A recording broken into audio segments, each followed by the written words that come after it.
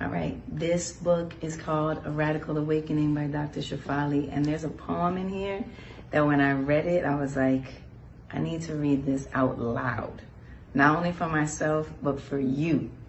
So it's called The Time of the Awakened Woman. There comes a time in the life of a woman when she discards her old ways like tossed shoes in the garbage, when she shreds her list of shoulds and obligations, and when impossible expectations are burned in an incinerator. There comes a time in the life of a woman when the approval of others, once jewels, now turn to pennies in her sock. When the hunt for another is now replaced by a hunt for herself, and when parental tentacles of tradition no longer define her truth.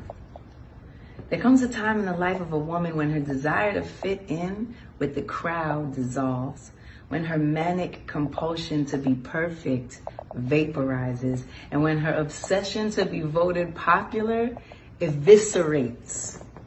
All right? Eviscerates. There comes a time in the life of a woman when she simply says, no more.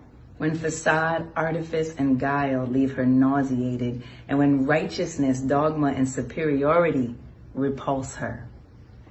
There comes a time in the life of a woman when she no longer fears conflict, but faces it boldly like a lioness, when she guards her authenticity as fearlessly as she guards her babies, and when she drops the role of savior, knowing she can only save herself.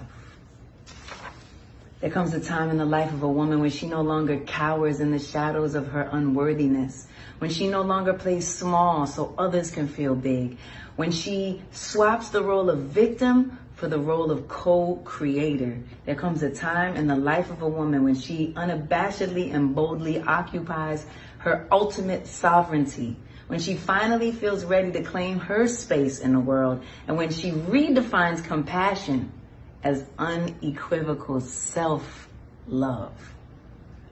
There comes a time in the life of a woman when she finally releases her childlike dependency on others, when she dares to rewrite a new mandate of living for herself, one that says, I release unworthiness and fear. I divorce servility and passivity. I divest inauthenticity and enmeshment. I end the pretense of being someone I am not, and from now on, I declare I will ascend into my highest power. I will embrace my great autonomy. I will celebrate my deepest worth. I will embody my fiercest courage and manifest the most authentic me. That time is now. I am ready to awaken into my renaissance.